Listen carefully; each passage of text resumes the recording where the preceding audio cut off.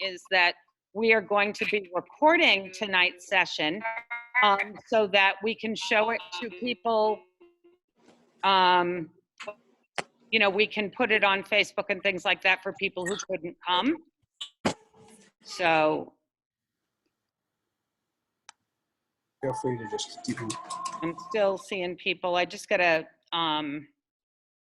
look at making sure everyone's.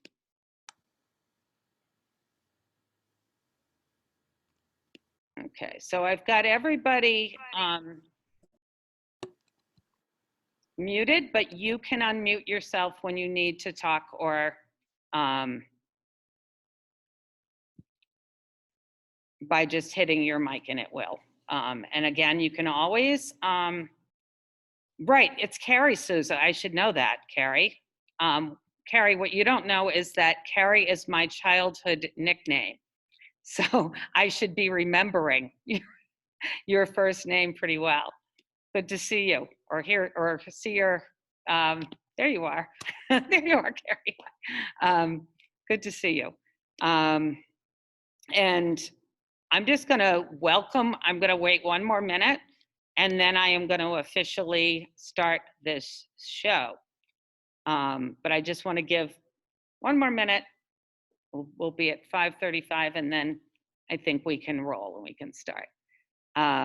Because everyone will be able to see it. I did start the recording, and I'm sure some people will be joining us throughout, and that's great. The other thing I'm going to be doing in just a minute is sharing my screen. We have a little PowerPoint that I'm going to start with, but mainly we hope to spend time just in dialogue with all of you tonight after I get through that part. Yeah, we'll proceed. I've also got people like texting me, and I might have staff text me tonight, so we'll see. All right, so I am going to get this party started. I want to thank everybody for coming. I want to reintroduce or introduce myself. I'm Carolyn Sheehan. I am a founder and executive director at Blackstone Academy. My administrative partner is on the Spanish-speaking Zoom right now, Kylie Carpenter, who is the principal. And we put this presentation together. And we will do our best tonight to, tell us what you know, but also answer questions and hear from you about your thoughts and concerns and ideas and everything else. So what I'm going to do now is I am going to share my screen and get this little PowerPoint up. And I am hoping that maybe somebody could just let me know that they're seeing it. Yes, I'm seeing it. Great. So, and if for some reason you're not seeing it, then, well, we'll do our best. You're probably also seeing my chat box, right? The people box. So let me get rid of that for the moment. But we'll go through. Okay, I am going to just try to go through this pretty quickly. So obviously we know that families and all of us are anxious about returning to school for many reasons and in many different ways. And we know students are as well. And a few weeks back, 90 parents responded to a survey we sent out, which is amazing, and we really thank you because that your thoughts and the things you shared really helped us in preparing the draft plan that we wrote. And I also want to just say that I know we have parents who are veteran parents, been with us before, even maybe with other students, but we also have probably some new parents joining us who are going to be parents for the first time at Blackstone. So we'll be getting you even more information if you're in that category. But just to know that we're around all summer. I hope to take some days off in August, but it won't be that many. There'll always be somebody around to be able to answer questions or speak to you. I think most of you also are quite aware that, you know, when COVID-19 hit, Providence, Pawtucket, and Central Falls were the most affected in terms of the number of cases in the communities. And, you know, even though things have gotten, thank God, a lot better, it certainly hasn't gone away and it hasn't left where we are. So it's with that in mind, I mean, there's a lot of planning being done statewide, but I want you to know that we've also really been looking at our local community and our students, and as we think about this plan. So the first thing I want to let you know is that we were asked in June, late in June, to submit at least 3 draft plans for school reopening. And we were given lots of rules and lots of guidance, but the guidance changed a lot like every week. And, you know, there was a lot of rules to follow, I'll just say. As I mentioned, we also had been surveying and talking to lots of folks in our community, in our school community. So families and students and student groups, teachers and staff, just to start to get a handle on what made sense for people and what would make sense in our plan. So I want to talk tonight about the first draft that we've submitted, and we're going to be, we hadn't put it up yet because we were hoping we were going to get feedback from the state by now. I was told that we would be getting it before tomorrow, but we haven't gotten it. So as soon as we're done with this meeting, I'm going to put this, our like 45 page draft up on our Facebook page and on our website. And if you want to read through it or any sections of it, there it is. But we were also told that this is supposed to be a document that is changing and growing all the time. So know that based on tonight and based on lots of things that may happen, you know, what you see tonight might, some of it could well change. So that's what we're doing.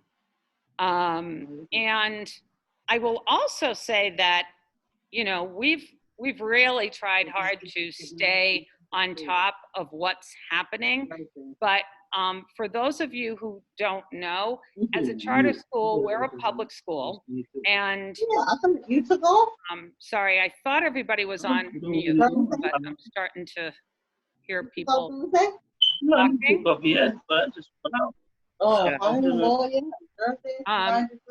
Could people please, if you don't think you're on mute, try to get on mute, or take a look at that, because I could just hear a lot of people. Anyhow, so we will have answers to some questions, but there are some questions that the governor and the commissioner at RIDE, or our State Department of Education, is getting back to us on, or there's decisions that they're going to make that we don't have a lot of control over, although we are in constant communication with them. So I just want you to know that we'll be able to tell you a lot of things, but some of it they've told us we have to wait and see on. So number one, we want you to know that safety is going to be first at Blackstone. Even if we think that the state has told us, oh, you know, you can do this, we're going to do what we think is right for our school community and our building. And I think that, you know, the governor and the commissioner of education have been clear in directing us that we should do that, right? If there might be something that works for one place that doesn't work for another. So, and we're going to be guided through the Rhode Island Department of Health, organizations like the CDC, but also we've got local health experts in, who are advising, for instance, the cities of Central Falls and Pawtucket. They're also going to weigh in as to the ways we should keep things safe. That's going to be the first priority. So we were asked to tell them 3 different ways that we could reopen school. And we also were told that we should tell them that be ready for, to be able to have to do one plan at one time. And then if there's a reason why people can't be in the building, or not as many people can be in the building, that we may have to quickly switch to another plan. What I want to share is that we weren't asked by RIDE to give them our ideal plans. We tried to do as well as we could on that, but they gave us certain constraints. So I can talk more after this about, what I think might be the best way to go, but we'll see what we're able to do.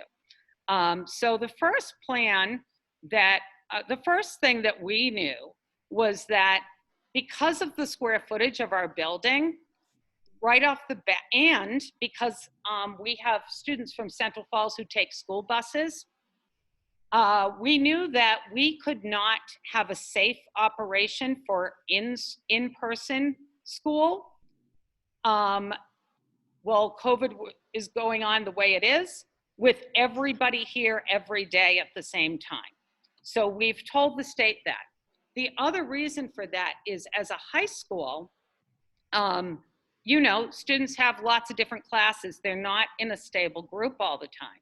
And so they did give high schools some leeway, and to some extent middle schools, some leeway in that, because students have to take certain classes, right, to graduate. And, our older students have to make sure that they have certain classes that they don't have to worry about getting into. So no matter what the plan is, students are going to be educated every day, but there's going to have to be limited days when they're in the building until we know that it's safe to do differently. So the first plan that we'll talk about is our partial in-person plan. With that plan, we would have 2 grades in the building at the same time. We would start out by having the 9th and 10th graders here on Tuesday and Wednesday, and we would separate them by floor. And then on Thursday and Friday, we would have the 11th and 12th graders. Well, 1 grade is here. The other grades are learning from home. They'll be on distance learning those days. And I'll talk about how that's going to work later. On Monday, we want to have a flex day. And when I say that, we've been doing a lot of planning around what that flex day might be like, but we know that there are many students that would really benefit from being here in person more. And distance learning is extraordinarily hard for, or there also might be times when it's important to get a certain group of students in for some in-person learning. So we would use Mondays for that. It would be a flex day. And otherwise, students would be able to reach their teachers and advisors on Mondays through office hours that they would schedule in advance. The other plan that would be an in-person plan would be a bit more limited. Under that plan, we would have just 1 grade in the building per day. It would be 9th graders on Tuesdays, 11th graders Wednesdays, 10th graders Thursdays, 12th graders Fridays. And again, Monday is a flex day. And they would be at home 3 to 4 days a week. they'd be on distance learning, but we would have some contact with them. And then finally, we would have a distance learning plan where all students would be on distance learning, learning actively from home. And on Monday, again, there would be a flex day. Whether it would be for people to come in or not, again, would depend on where we're at with COVID at that time and what the governor tells us we can do or can't do. But again, we would try our best to do that. So this is what the schedule would look like. And I think something which looks an awful lot like our schedule looks like when we're in regular times. When you see the blocks and they say B, for instance, 8:20, that means like your child may have English on B block. So you can see on this schedule that they would have English those 4 days, but at different times. And what we really want to do differently this time is we want to raise our expectations.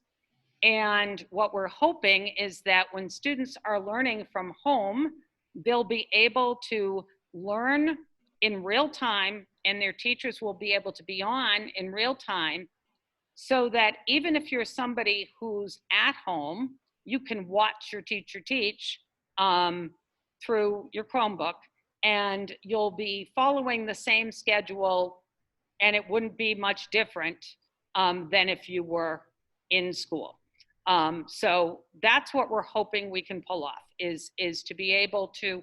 And I think what happened when we were on the distance learning in the spring was that because we had to go out so suddenly, we weren't able to adequately plan so that we could expect students, and even for family situations, it was just pretty crazy. A lot of our students had to help younger siblings. They weren't available in real time. We're gonna have to watch all that, right? We will record classes, but we are really hoping that we're going to be able to have students more on a regular schedule every day that doesn't look so different than it would otherwise. One of our challenges is that we're actually a little confused about whether the state is going to be telling everyone in the state that you need to be on, your partial or your somewhat in-person plan or what. And we also don't really know when they're going to tell us. We were at one point told that the governor would make a decision by August 17th. I think she's getting a lot of feedback that that's probably not soon enough.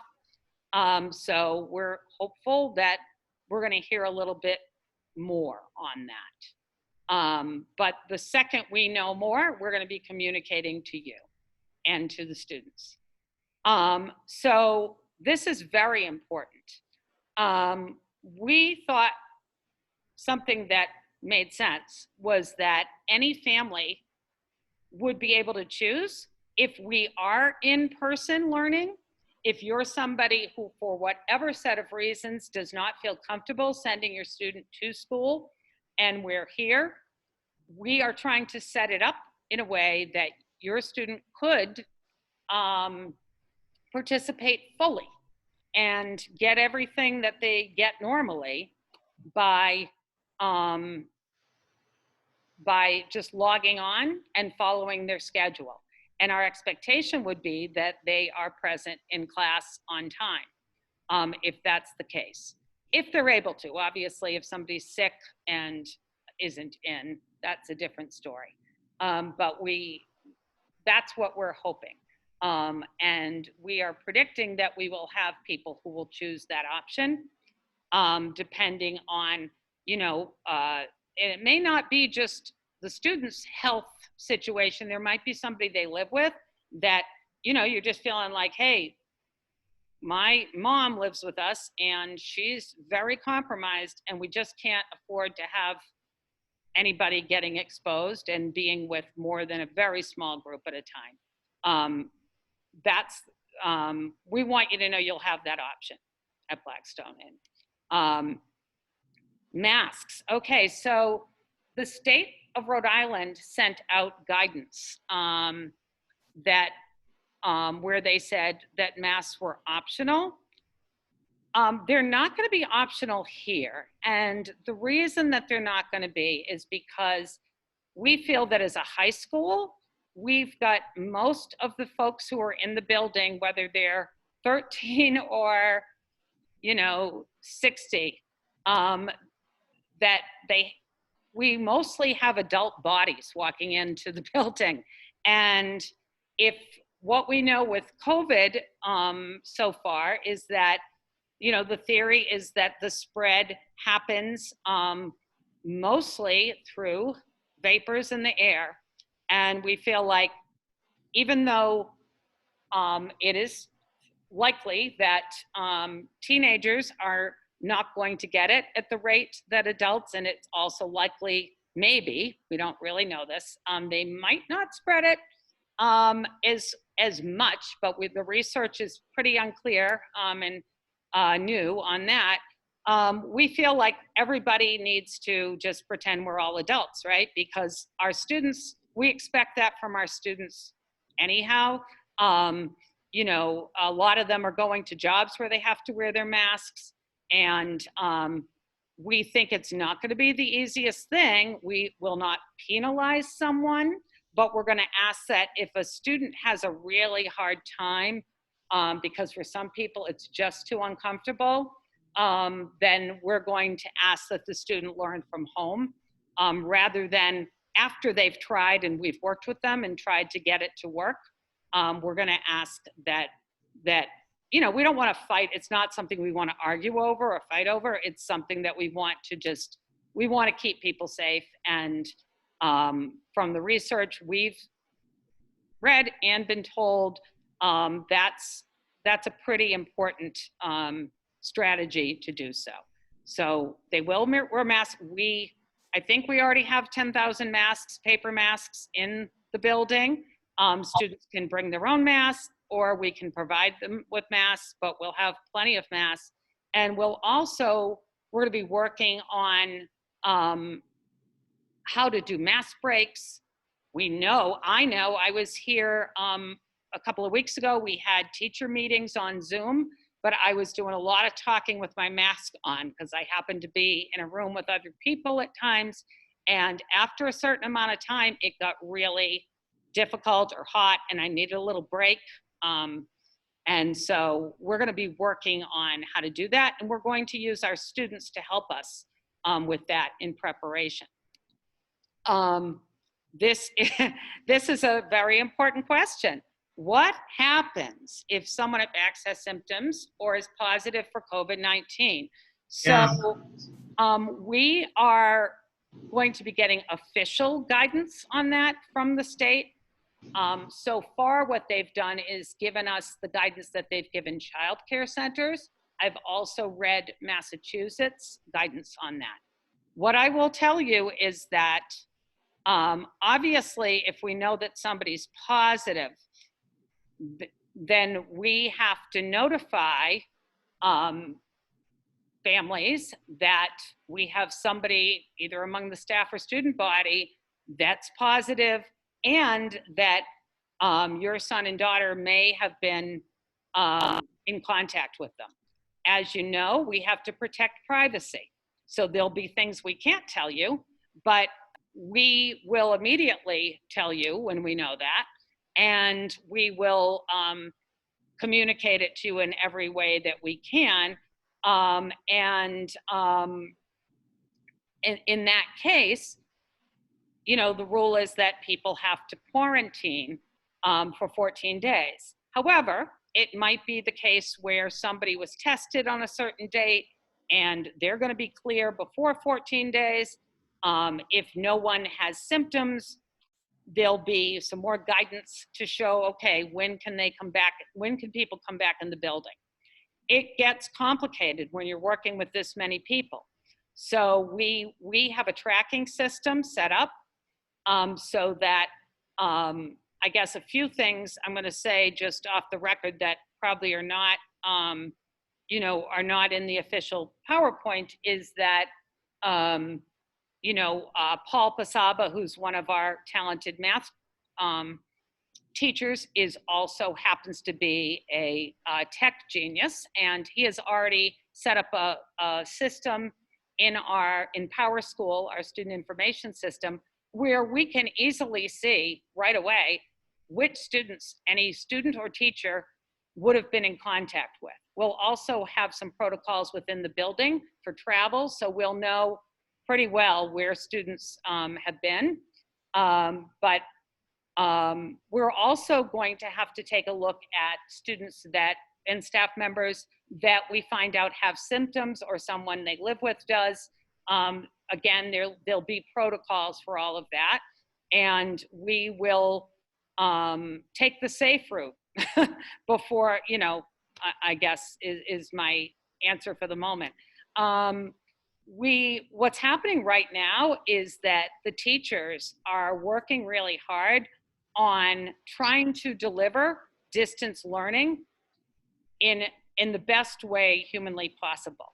And spending a lot of time this summer consulting with anyone who's available and working with each other on how to do that. One of the things that we've already planned is all kinds of ways to particularly start the year out with very high interest curriculum projects, and to try to even, particularly in the lower grades, to try to minimize the number of unrelated projects they may have.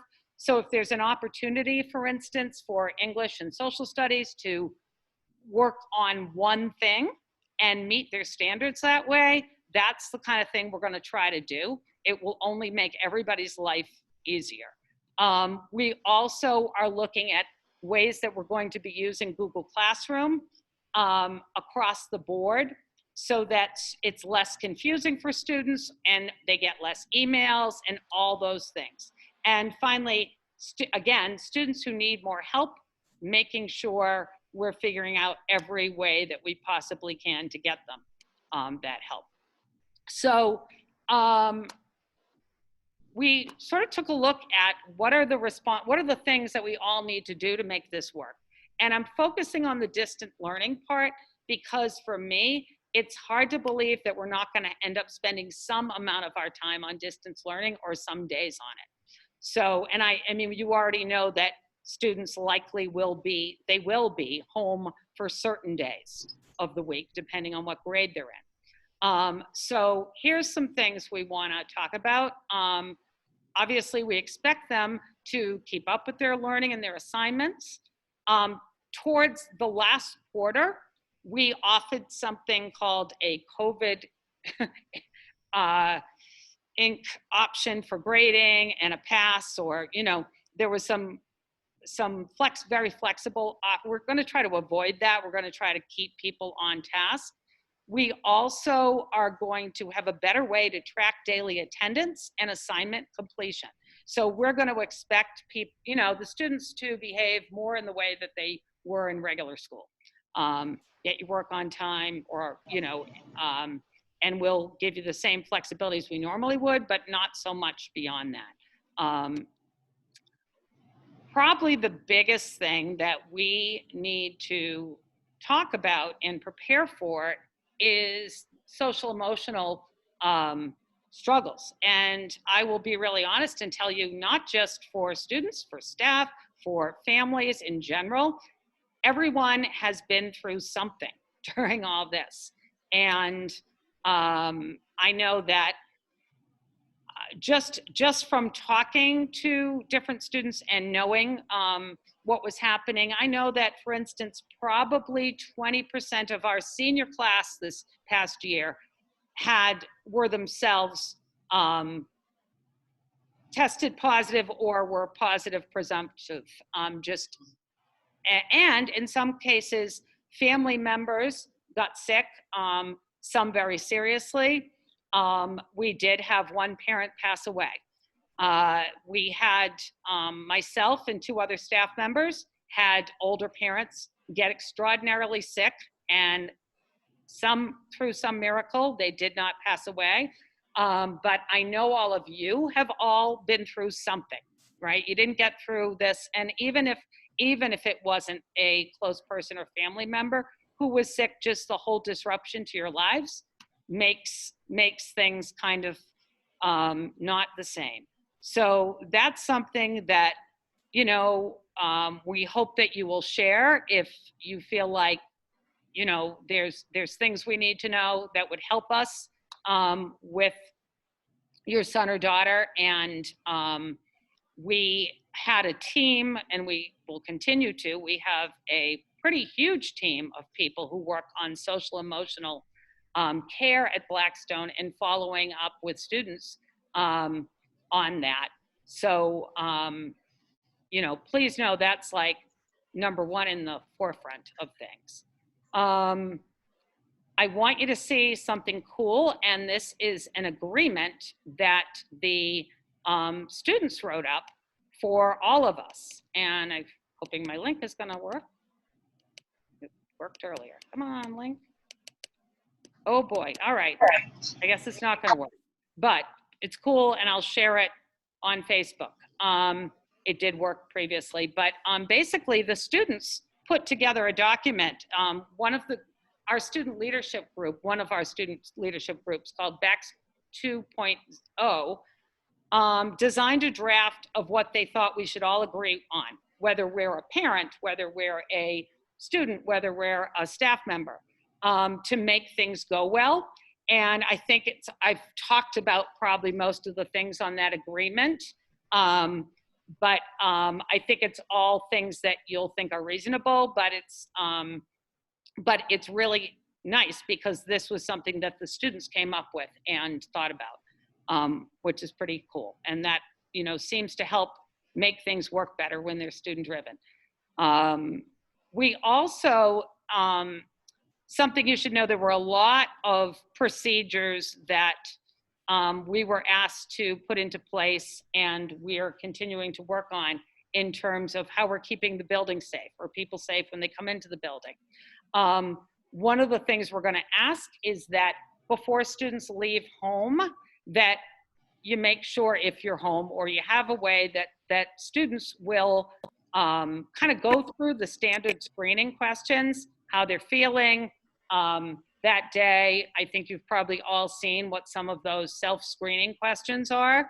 And that nobody who's not feeling good at all comes in. And one of the reasons why that's important is that we know that the symptoms for COVID-19 can be many things. And particularly for adolescents, everything from, you know, sometimes they might be presenting with a headache and a stomach ache and never get sicker than that, but that may indicate that they, which, you know, it's crazy that we have to think like that, but that might indicate that they are carrying COVID-19. So we're just going to ask that people, because we've set it up in such a way that they can learn from home and stay on pace with us, we're asking that you don't send students in. Really, you err on the side of caution. And you'll have ways to contact us to ask us more questions about that. Also, we're going to ask that students are, you know, paying attention to all the procedures we have to have. When the students like get off the bus or they're coming in the building, again, they'll quickly just be asked, you know, you feeling okay today? We will not be doing temperature checks for a couple of reasons, but one is that they're not the most effective way to find out if somebody is, you know, is positive. If you're doing them outside, they can read incorrectly. So we'd rather just ask a quick question to people. And before they come in, when students come to their when students come to their meeting, when they come to the building, they will be going first to their advisory, and that's where they'll just be asked to run through the screening and report in if there's anything that we need to know about in terms of how they're feeling. So we're trying to keep that pretty simple. And boy, there's an awful lot in the plan. And also the plan had a bunch of assurances and checklists that we did not have to, that we didn't have to complete. And on, when we sent it to RIDE, but that we've been working on and we have a lot of information on, and we still have more to do on. So no, if you don't see it in the plan, in writing, it doesn't mean we haven't, we have to do all the things that are asked of us in the plan. I am going to try to get back to my regular screen, and so that I can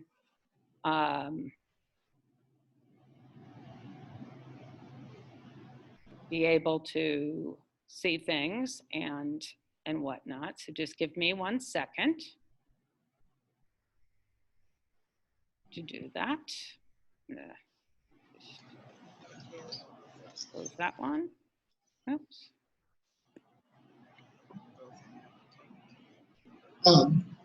And then just give me a second while I'm doing that, and then I will be back with you. Yay, we're back.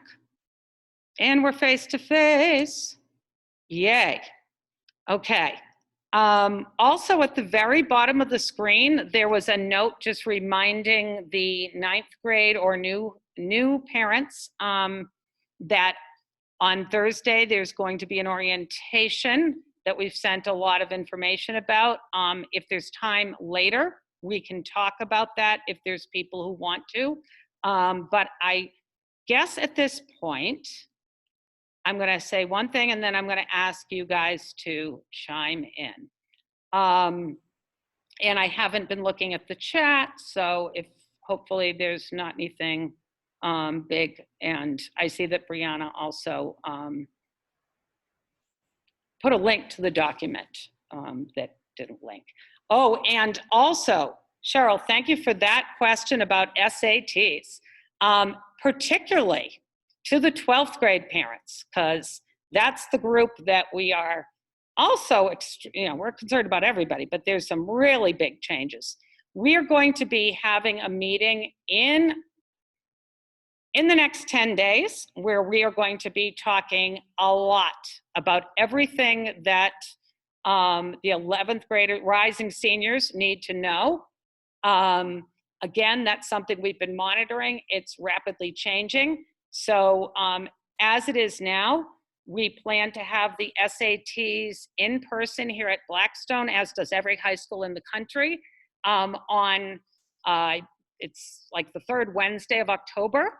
But I will say that this is a year that there are very few colleges that are actually requiring the SAT. So we'll all be taking it, but everyone also knows that there's a chance that depending on where you live around the country, you're not able to do that, or you can only do it once. So most colleges, if they are taking the if they expect you to give your scores this year, they are not using that as a major measure in their admissions process, and that includes all the Ivy League colleges as well. So, but we'll get into that more with our rising senior meeting, family meeting. So what I will say is that other than if we're out on distance exclusively or practically exclusively, what I think you can predict is that there's going to be days and weeks where we're going to have disruption. I wish I could say that there weren't, but I just don't know how to, we're not in control of that. So, I want to be honest and say that, yeah, Trish just said the date is October 14th, that's right. So I am going to invite you. I'm going to, you can now take yourself off of mute and ask a question. You can also maybe raise your hand, although I don't know if you've all got that option. But I would like to hear from all of you as to what you're thinking, feeling, and what you want to know.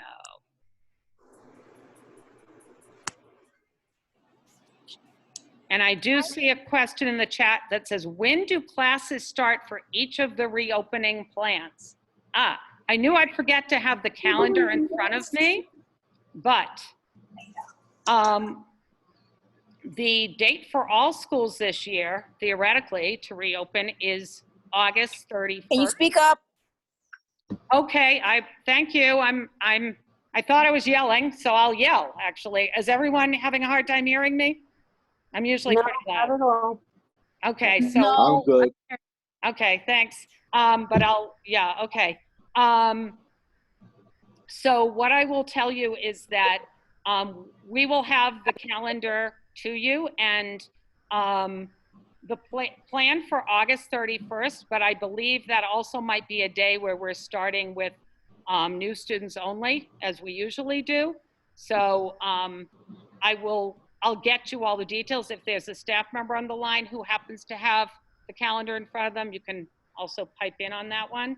I also feel like it's gonna depend, I think everyone will be doing something that first week in September. So that just be ready for. You know, what it is, I'm not sure. Let's see. Other questions or comments or concerns or things you're worried about or you're thinking about? Hey, My Carolyn. name is Felicia. Hi. Okay, I saw Um, Sonia. Sonia had her hand up, but I also think I hear Felicia. Kind of both. Sonia can go first. Sonia can go Okay, first. thanks, Sonia. Go ahead. So since we're pulling from 3 communities, which positivity rate are you looking at? And how do you put that together? So like, it's so much harder for you, I imagine, than other No, districts. we actually, so I guess, Sonia, that's a perfect question because this is something where so far the governor and the commissioner have indicated to us, it's almost like they're saying, oh, we're going to tell you, okay?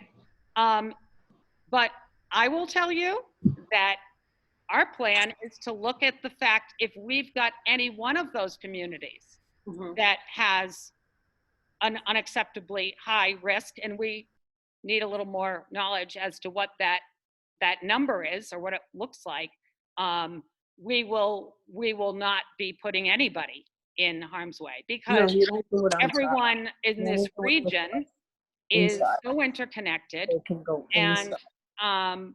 we know, and from what I understand, you know, Sonia, I think you probably know Dr. Michael Fine, but he's somebody who is now at the Blackstone Valley Health Center. He used to be the head of the State Department of Health, and he has more recently also been the health advisor to the mayors of Pawtucket and Central Falls, and our schools have been using him in that manner. He was recently quoted by the Boston Globe in saying that the positivity rates in Pawtucket and Central Falls right now are ranging between 13 and 17%. He would, I think, not like to see anybody in any really significantly large groups, you know, with it being at that number. I think people would like to see it under 5%. We've been really, Kylene and I were actually both on a call with the governor and the commissioner a week ago today with the other charter schools. And we asked a lot of tough questions. And again, we didn't necessarily get the answers that in fact, my first question was, what would you like me to tell my families? You know, if you're not telling me like what you're going to use for criteria as to whether we're in or out or on this plan or that plan. So, and I think the governor was actually really great on that call, and I think sincerely interested in our concerns, but I think a lot of us are continuing to put those kind of questions because we feel like we just need more before we can feel like, you know, being here with certain numbers is going to be a reasonable risk, right? I think something that Dr. Fine told us that I think about a lot is that, you know, there's safety, there's no 100% safe right now, right? There's no guarantees of 100% safe there, but there is some ways that we can try to set up situations that are as safe as possible. And we do need to live our lives. We do need to, if possible, get some students having some time with their teachers. I actually think if we had been able to be in class, if we had been able to see students for some amount of time during March to June, see small groups here or there, it would have, you know, been way better. I think it was very, very hard to never see students and for students to never see us in person. So, you know, that's exactly the kind of thing that that we're going to be working on with them. You know, I am going to try to go through some of the questions in the chat for a second, and because I see. Okay, Brianna confirmed we have new student orientation September 1st, first day for all students September 2nd. That's our calendar. Okay, if somebody said, if we decide to do distance learning for, you know, completely for our students, how would we figure out Zoom codes, all that? Well, we use, as you know, Google Classroom. All our students will have a Chromebook and will have whatever they need so that they can tune in, and we will give you very clear directions on how to get that stuff going. We can make that a very one-on-one and personalized experience.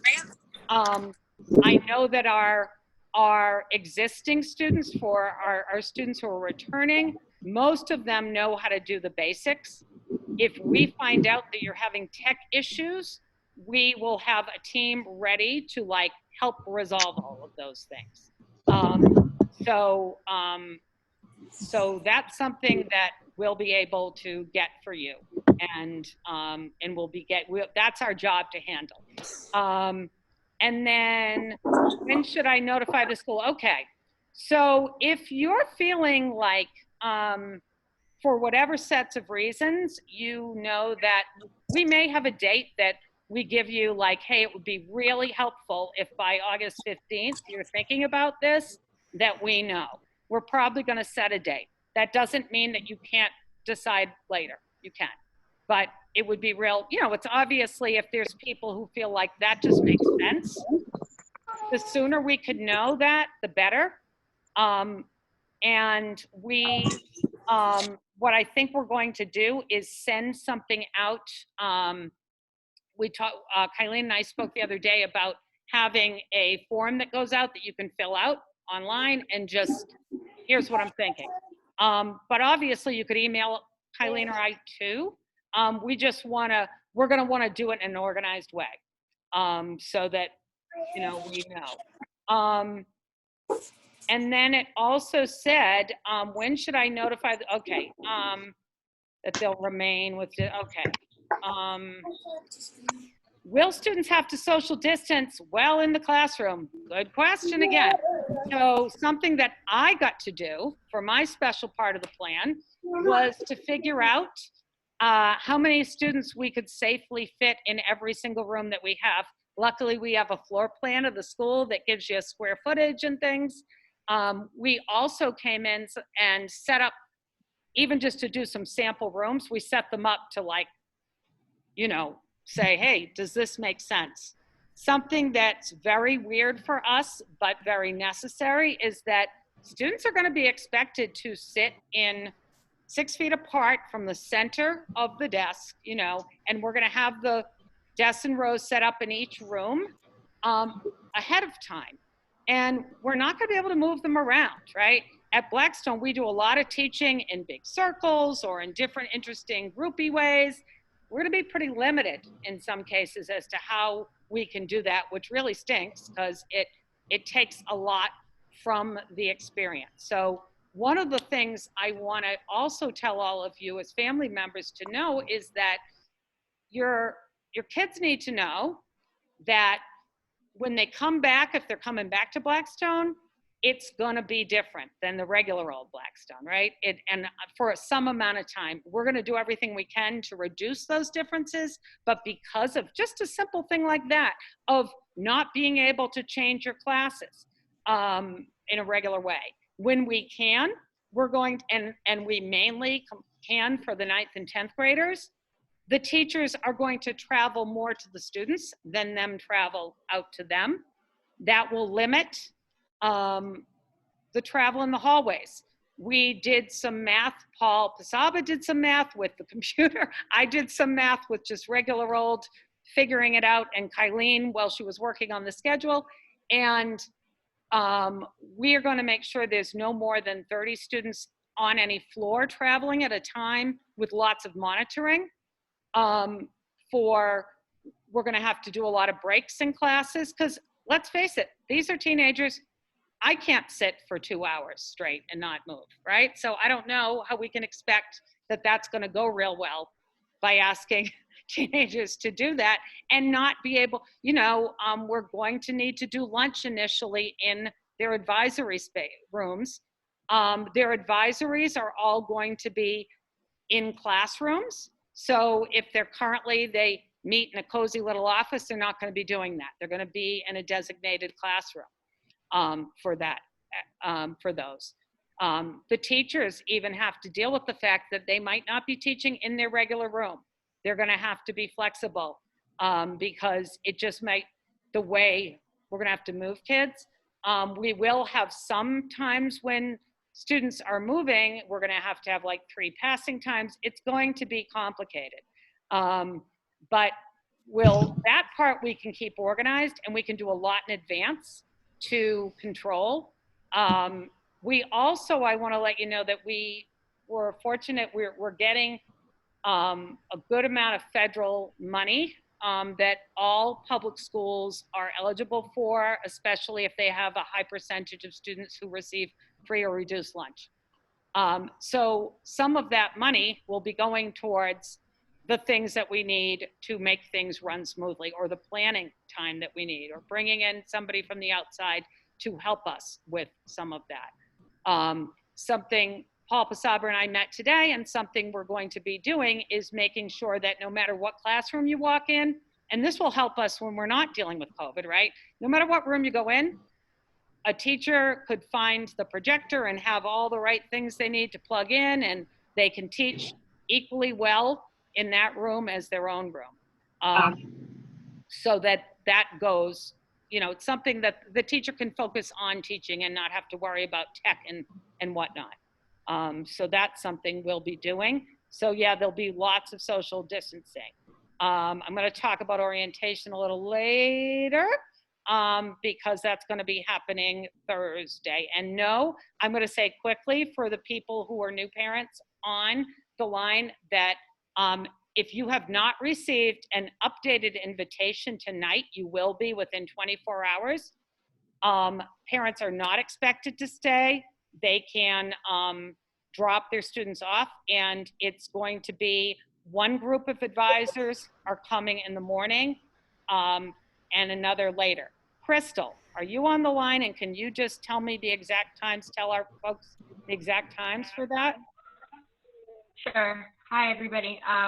So I wrote in the chat, I can also stay a little bit later for anyone who wants to hang out, so that this message is just specifically for students who are coming in. But our sessions are going to be 9 a.m. to 11 a.m. and then again from 12 to 2 p.m. So just a short amount of time, and I can go over more details later.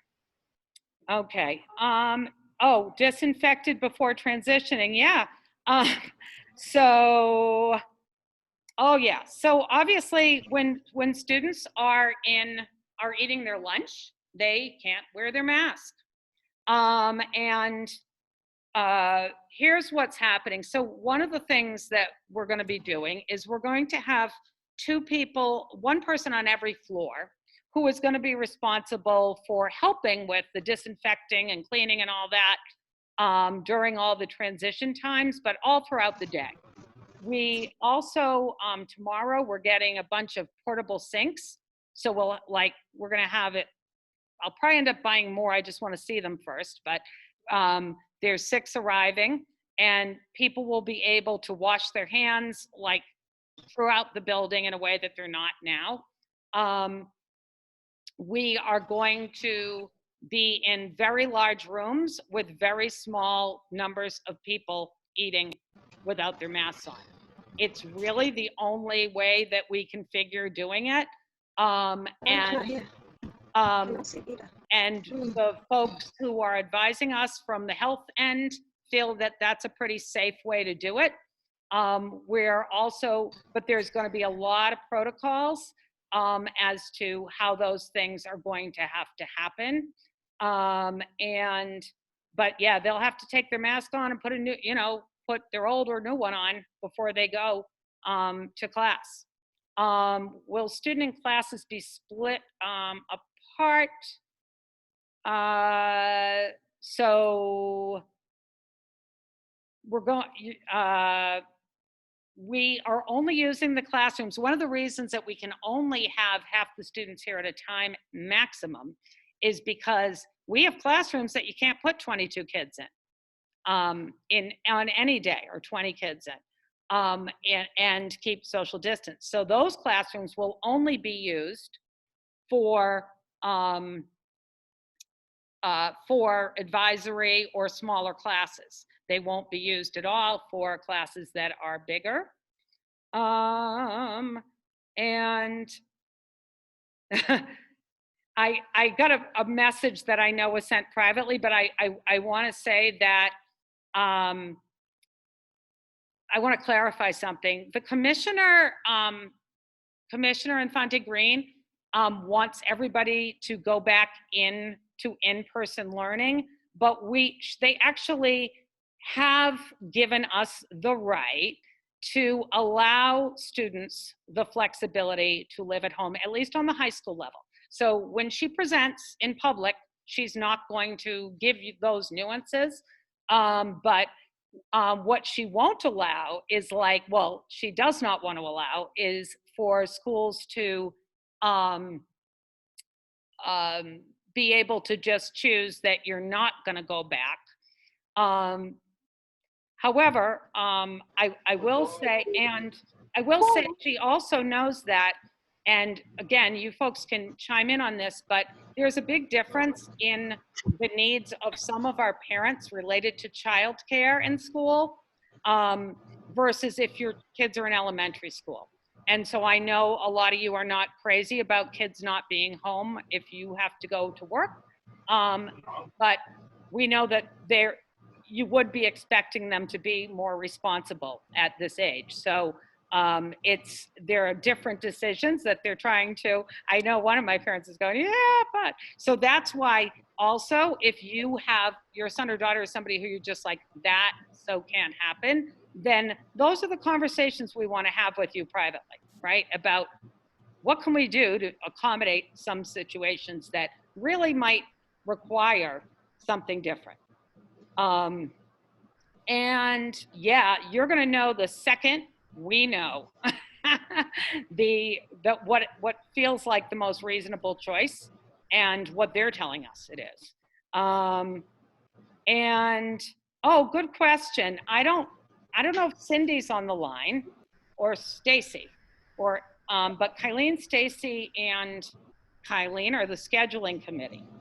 So they are already working on student schedules, and I think that, and so I am not positive when they will get their schedules for the year, But if you're concerned that they're getting into a certain class or not, and you need to know that information sooner than later for a particular reason, feel free to email. If you're a parent who already knows your advisor, you can also email them.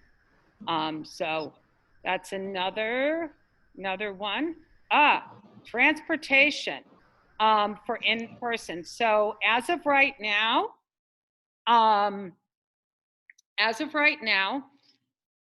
the all of you know that the only district that we have buses for is Central Falls, and we're going to continue to have buses.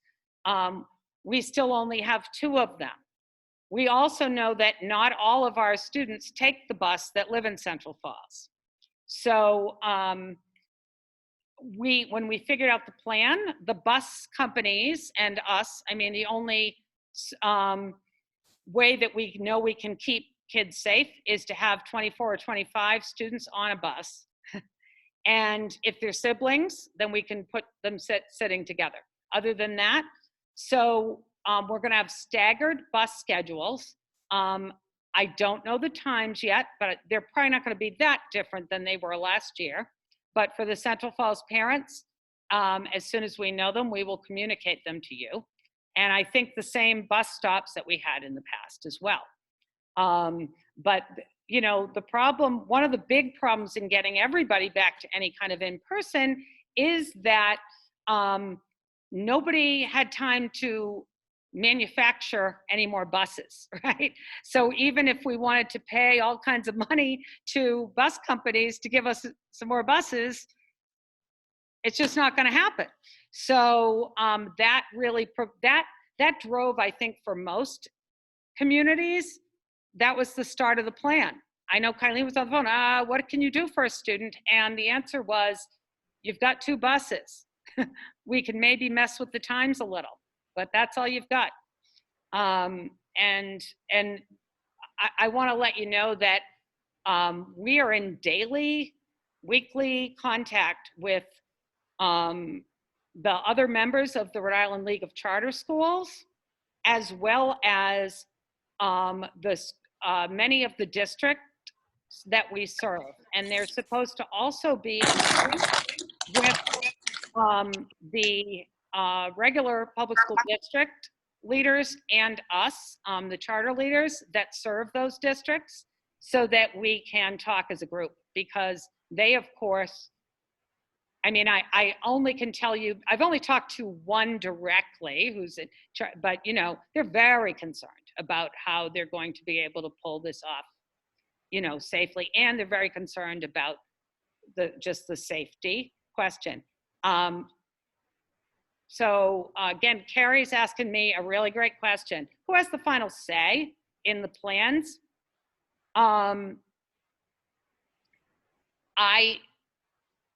We asked the governor and the commissioner about that, because I think that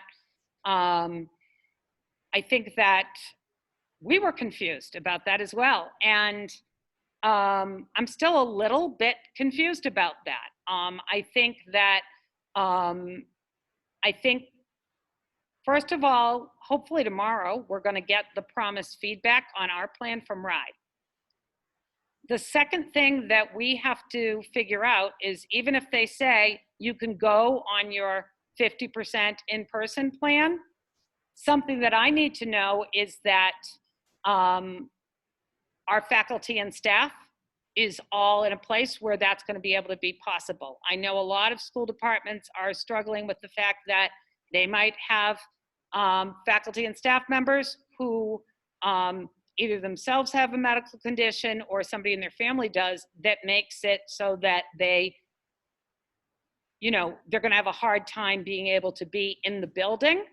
My biggest fear is that we start on a 50% plan, and then within a day or two, one person either has symptoms or somebody in their family tests positive, and we have to send a whole group of students and teachers out on distance learning right away.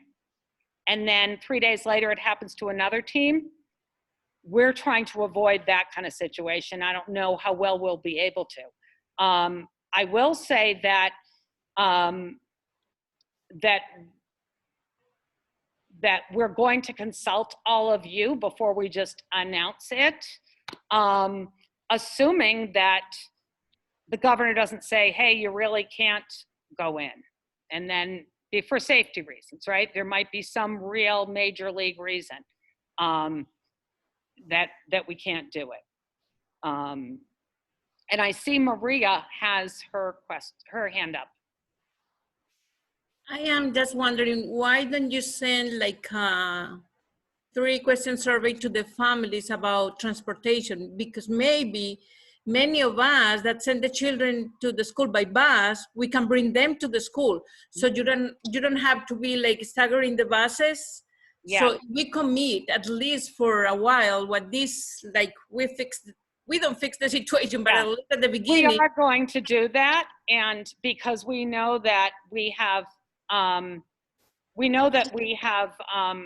kids who drive themselves some years, right? We don't know who got their license over the summer and has a car, right? All that too. So so we will be doing that so that we can see what the numbers are going to look like on the bus. But you know, we sort of took what our normal looks like when I don't think it's going to get us to a place where we could, I don't think it's going to change a lot because we can still only put 24 on the bus. So we'll see how much of a difference that makes. But we are going to be doing that too. And we are going to be wanting to know how are kids getting here. And for all kinds of reasons, right? Anna? Yes, I have a question about the mask wearing, where earlier in the month I was hearing that it was going to be a mandatory thing, but today earlier I heard you say that they are saying it's optional, but that the school feels it's best for everybody to wear their masks. So when you talk about like breaks and having a student on with a mask from the time they enter the building, what are you talking about with breaks that they can take their mask off? Yeah, that's a great question. I'd like to talk more about that because again, I was the one writing the part of that and having to do a lot of thinking and talking to people about it. And we're still talking about it, right? So I think the expectation is from our end is going to be that you're wearing your mask most of the time. We have not done a protocol, meaning here's how every teacher is going to handle it when a kid removes their mask, okay? Mm-hmm. That's something we have to have. But we also want to tell kids in advance what might be okay. For instance, although, I'm not going to say that here's my advice, but I know that if a kid goes like this for just a minute to give themselves some relief and put it back, nobody's going to get COVID that way, right? That's not going to be, that's not putting you at huge risk because they did that for 1 second and it gave them some relief. But those are the kind of things that we have students who are available this summer to help us figuring some of this out. And what we really want to do is have some students make videos where they're going to talk to the students before they even come in the door about what that's going to be like. Because we have older students who are working in jobs all day where they're wearing them. And so they've already gotten used to tolerating them for the most part, right? And, but I also think it might mean that teachers might say, hey, we're gonna slowly, or we're gonna, as you need it, walk outside and people can take their, we're gonna get distant and people can take their mask off for a while, right? It also might mean that students might need to be excused liberally from class so they can walk out and take their mask off for a little bit. It's being reasonable. And knowing that even as adults, it's really hard to keep that thing on constantly, especially while you're talking and you're sitting for a long time. So what about I'm concerned about the CO2 levels. Like if it's a person, and I know what you're saying, you go into jobs, people are saying you have to wear your mask. I mean, most people are not even wearing their masks properly because they just can't breathe. I just don't see a student in school all day with a mask on while they're learning, concentrating, focusing, trying to talk, answer a teacher, listen to a teacher with this mask on. I mean, are you going to have some type of testing to where you can test CO2 levels, like Well, where that's the building is yeah. supposed to be? Do you know what I'm saying? Because like Yeah, if you look so at OSHA and they go into buildings, I mean, it's an Right. agency that they go into Sure. buildings and they test Yep. CO2 levels to make sure that everyone's in a safe environment. It should be at a certain percentage. Like, are we doing that for the school and the school building where these students are going to be in their classrooms with masks all day? Because when you say, hey, you need to go Let me outside and talk just about breathe that. a little bit, Sure. they're going to come back in and they got to put their mask on again for another, 2-3 hours again while they're focusing, Right. learning and concentrating. That's a big area that I didn't talk about. That's pretty important, and I'm glad you brought it up. Something I didn't talk about is our heating and cooling and our ventilation system at Blackstone and what it's like. Because that's something that I've had to spend way more time than I want to getting to know over the years. And also I've been spending a lot of time reading anything I can get my hands on and talking to the people who service our system and engineers who do work on them. We're lucky that we have air conditioning at Blackstone and we have a heating and cooling system. One of the things that will be in place is we're getting an adapter on our system so that the air moves quite quickly in and out of the rooms. So no matter what's being expelled, it's leaving a lot faster than it is currently. Can I give you the science on that? No, I cannot. But I have the people who know the most about that working on that. I think that if we were at a point where we had to test CO2 levels, we shouldn't be in the building. And I think, so we're talking to doctors, we're talking to scientists, and we're talking to engineers who that's their area of expertise. And that's who's got to advise us on that. They gave the schools actually some pretty good guidance on a lot of that stuff that the state was gathering. And there's plenty that's been written about those things. If there's a parent that has any expertise in those areas, I'd love to talk to you because have you guys had anybody present you? I know you have doctors, scientists presenting you with, the information that says that the masks are safe. Have you had anybody present you, like credible doctors and scientists also, that have shown that masks can be harmful to wear after a certain amount of time? There's not anybody who has presented that I know about. If there's somebody who somebody knows that we've talked to and we're getting information, and the state is getting information from the medical community, we have to follow and trust to some extent what the State Department of Health and the medical professionals, that's their job.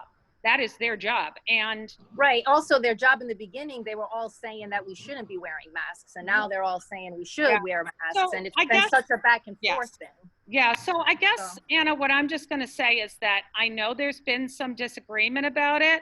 I know that people, as they were learning about what COVID did and how it acted, things changed once they learned certain things. What I have to do is we've got to go with what we're being told and make a decision. And the decision we're making is that kids are going to wear them. And I'm fine if kids can't tolerate them or their parents feel they have there's other information and they'd rather they not. And I'm fine with kids. It's not a bad thing for any kid to learn from home. Nobody's going to be thought of as less or given less attention, because when the kids that are here, they're going to be in the same classroom with those kids. They're going to see their teacher teaching. They're going to be able to talk to their teacher as much as a kid who's in the classroom. So I feel like this is an imperfect thing for everyone, right? There's going to be continual, disagreement, controversy, conflicting information. There's something new that comes out every week. So we just have to go with what our best information that we feel we're getting from. Are you open to receiving other information from parents that they've looked into in masks being harmful, or is that something you guys would take the time to look at? I will always credible look at, doctors? I will look at anything, but I would also want to be able to find, for our safety, because the folks that I know that are weighing in from all the major medical schools, for instance, in the country and locally, I know that that's not, so I'll read anything is the answer. And I guess we're then going to just have to see if there's something that people feel is is something that we need to look at harder. And are you guys providing the surgical masks, or are they bringing their own masks? We are providing, the masks we're providing are pretty basic. They're not N95s, they're paper masks. We also probably are going to get some cloth masks that you can, but they have to be washed, of course. But we will have tons of masks that are very breathable, because they're, for me anyhow, I prefer to have a paper one on. I feel like I can breathe a lot longer and easier with it. So that, When you say the paper ones, are you talking about the blue ones, the surgical masks? When you say paper? far away, but I think, but yes, I mean, yes, that's what I mean. It looks like a surgical mask. Okay, because I was a little concerned So on you- those, because those say that they on the manufacturing box, I've seen that those have said that they don't protect against COVID-19. Okay, so So I guess I want to clarify that they aren't there. And then I'm gonna move on if people have other questions, but I just want to say that the masks actually are not to protect you from COVID. They're protect, if you are an unknown carrier of COVID, it's protecting others. That's what the masks are for, that's the purpose of them. And they may also help with you getting particles of air that may have COVID, but that's mainly what they're for. I think I've got somebody else asking a question. Ola. Yeah, thank you. You really tried. Ola Bangi, that's my name. Thank you so much. And I would like to thank the last speaker. But one thing we should all be setting off is we cannot solve all problems here, and we cannot also play with the lives of our children.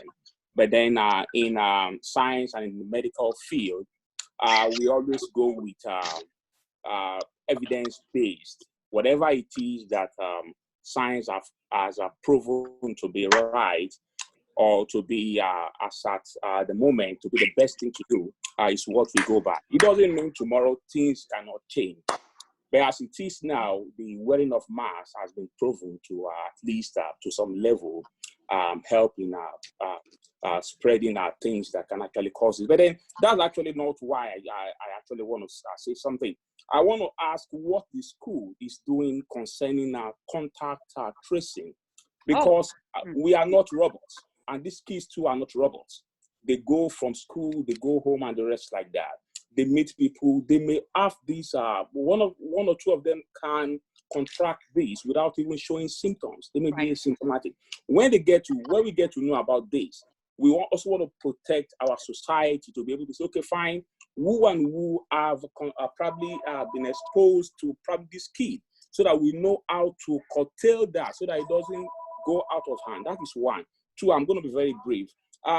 While in school, what is the school doing concerning the movement of these kids, the stage in which they are?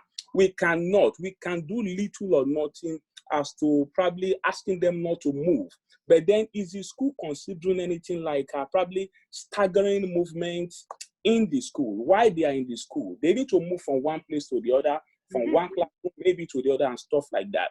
Is the school putting anything in place to be able to say, okay, fine, okay, this set of kids will move probably within this time and stuff like that, so that it's going to reduce the number of people that are moving probably on the floor or stuff like that.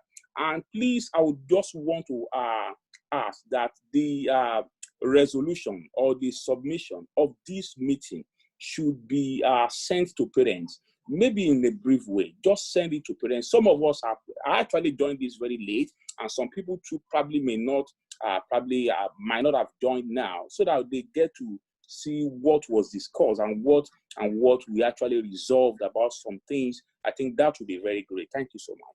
Great, thank you. That was all very, very helpful, and let me go through them in order. So I talked a little bit about contact tracing earlier, but let me tell you sort of some of how it would work. We have, and you'll see it in the plan, which I'm going to put up as soon as we end this meeting, but the basic idea is there's going to be a team of us that when we find out that there is anybody who we should have concern because they either have a symptom, they've tested positive, somebody in their family has, whether they're staff or student, we will be meeting within an hour, and maybe much faster if we're in school at the moment. And then part of what we need to do is, right, we need to make decisions quickly. One of the things we will also be doing is there'll be a team at the Department of Health that if there's any controversy about what we should do at that moment, we can pick up the phone and get somebody to help us making the decision. Once we know, for instance, that we have somebody in a situation that we should be worried about, the first thing we're going to do is, like, let's just say it was a student who's in a particular team. We have 2 different teams on the 9th grade. Those students are primarily taught by the same teachers. At least all their major classes are the same teachers, same group of core teachers. We also have a 9th grade dean, John Horton. And so we would get together, we would easily, through this application that we've got in our student information system, be able to say, okay, who are the group of students? Because it may be likely that we immediately have to notify you that your child is on quarantine for some amount of time.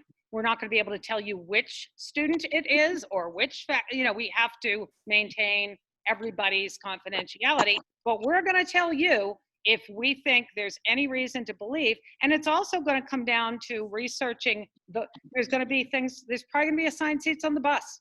There's going to be things in place so that what we can't control and what we're going to need to do education with the students on is their own contact tracing, because when they're not with us, who are they with and where are they? And so I think that's something for all the families to think about now. Is, I know the governor did a good job early on talking to people about keeping a little diary of where you've been. There's now the app that you can get for your phone that will do it for you. At least it will tell you the addresses you've been to. But there's lots of things we can do to work with the students ourselves, because I think that's probably the most successful thing we can do is get the students to own that. And that is our goal, to get the students, not us, but the students to really be worrying about it and owning sorry, let me quickly come in there. Thank you for raising that. Owning it is actually the key now. Now, is the school trying to do anything like probably giving like a prepared sheet to these kids every week? Way more than that. Yeah, way more like that. As easy as that. I touched on it earlier, but we have got several groups of kids who are either meeting together this summer, and we'll be like, if your son or daughter wants to be part of any of this, they can let us know too. But we've got some teams who are meeting already from, who are kids who have been doing a lot of leadership activities, and they're the ones who are working on a lot of that. And then we're going to be asking for some other kids to come on board to help us with that, because between getting kids to understand what it's going to be like when they come into the building and being able to get them comfortable and follow the kind of rules they have to, but kind of self monitor themselves, it's just going to make everybody's life easier, right? It's not going to be ideal, but that's true. Moving within the building, I spoke about briefly. We still have more work to do, but again, I mentioned earlier, we will never have more than 30 kids on a floor passing at a time, and there will be multiple, like we're using some of our federal funds to hire extra people so that there's never not somebody watching them. do all those things and making sure. So those are the kind of things that are taking lots of time. And those are the details that we needed to talk about when we put our plan together. But we even have more to do because, I mean, in one of my meetings today, I think we have, if anybody's by the way, knows anybody who's deals with audio or amplification, we need more amplification throughout our building, sound. But we had a proposal last year. It was very expensive, but again, I might have to use some of the federal money for that because we're probably going to have, when kids do need to pass, we're going to have multiple passing times. It's going to have to be announced. It's not a bell thing. And I also want to say that we are recording both sessions, and they'll be sent out through Debbie's alert system, and they'll be put on our Facebook page so that anybody who wasn't here tonight will be able to get all this information. Hey, Carolyn. This is Hey. Bernice. Hi. Is it Bernice? Yes. Hi, Bernice. Hi. Rising senior on the call.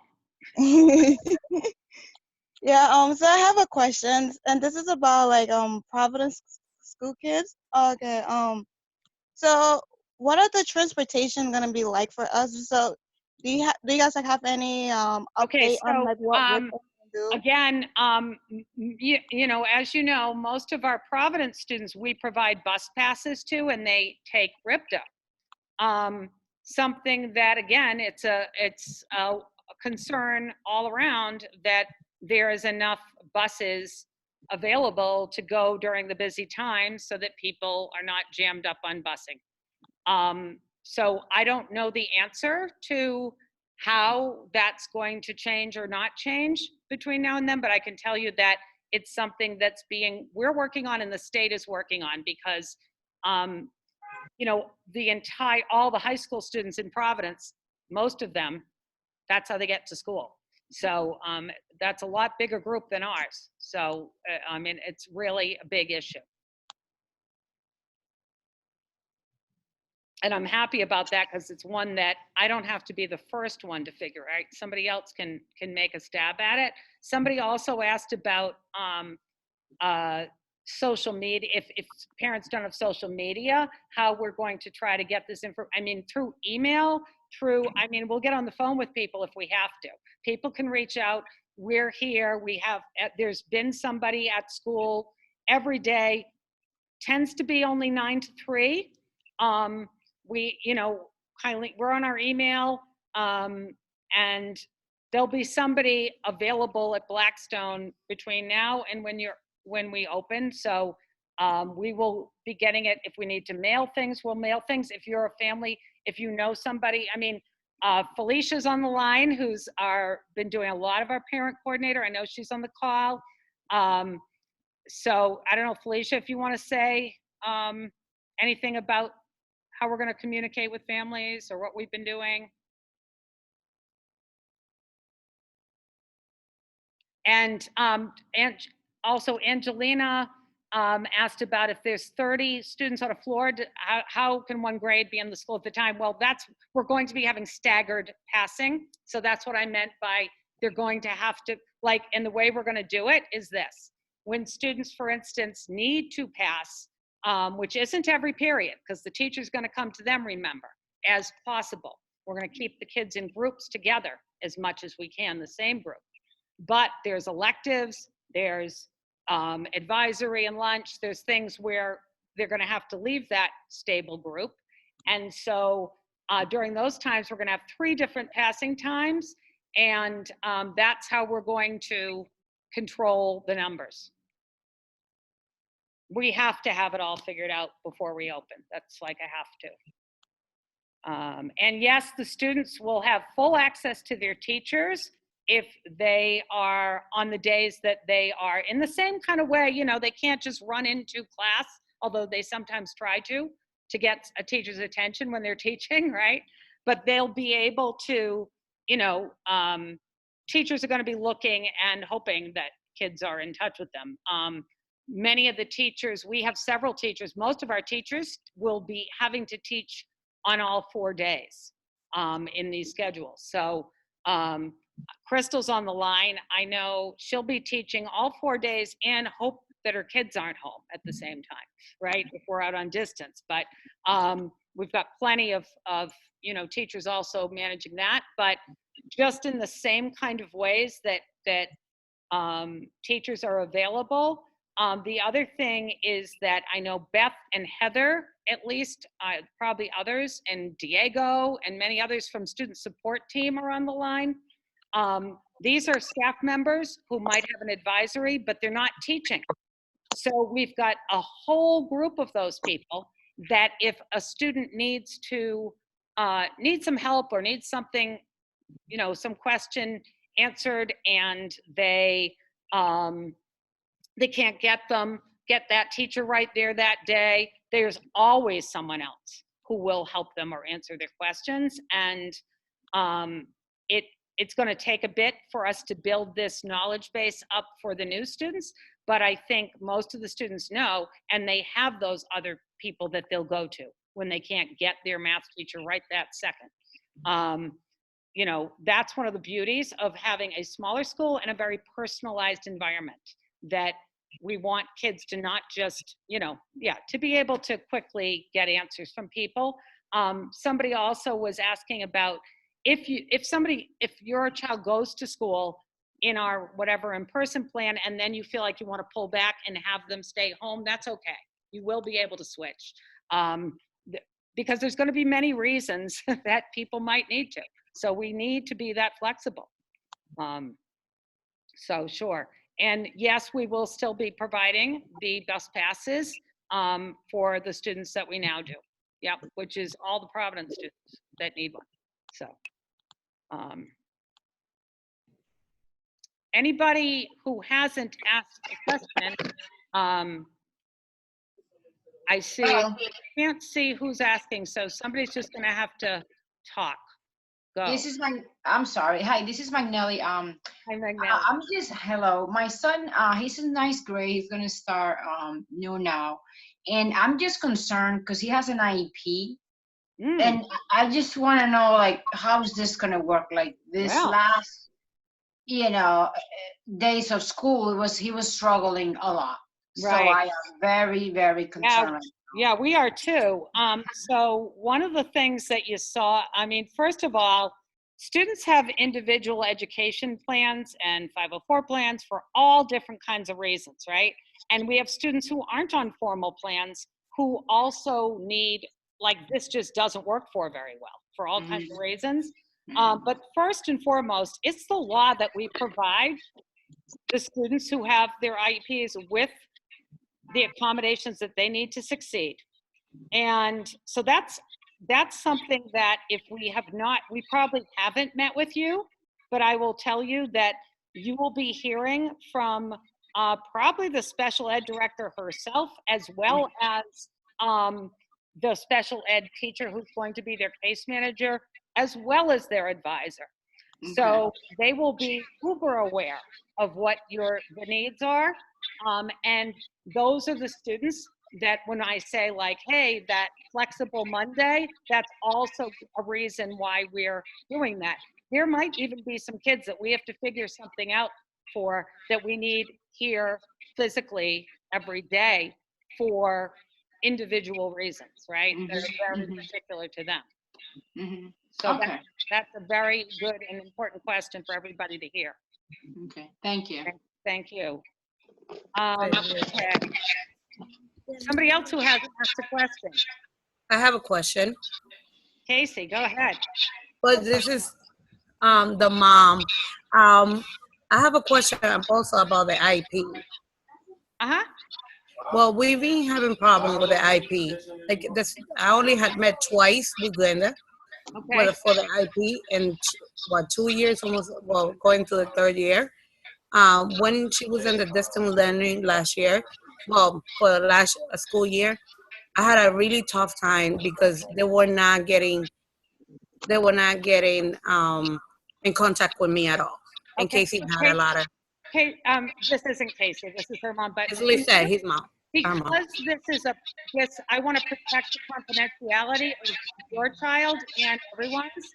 I want to ask that you that I contact you tomorrow to talk about, any specific issues. And if I'm going to assume we've got the correct phone number for you in Power School.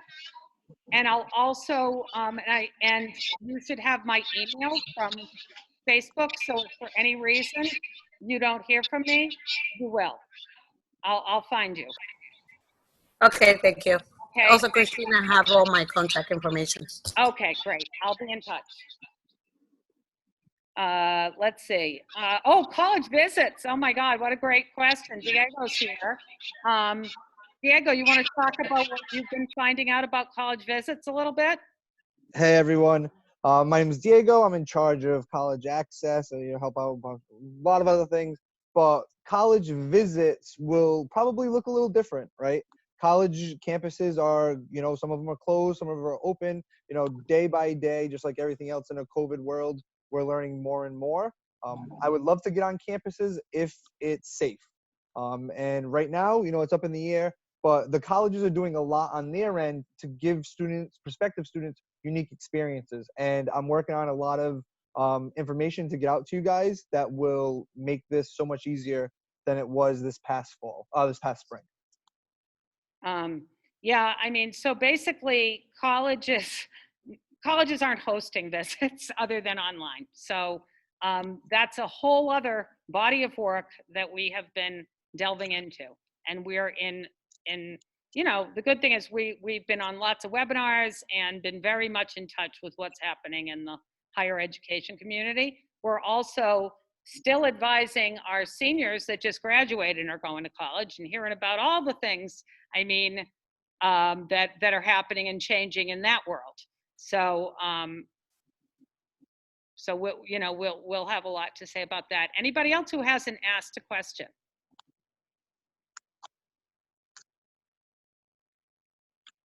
Or a staff member that wants to say something, or somebody who's already asked a question, if not, that wants to.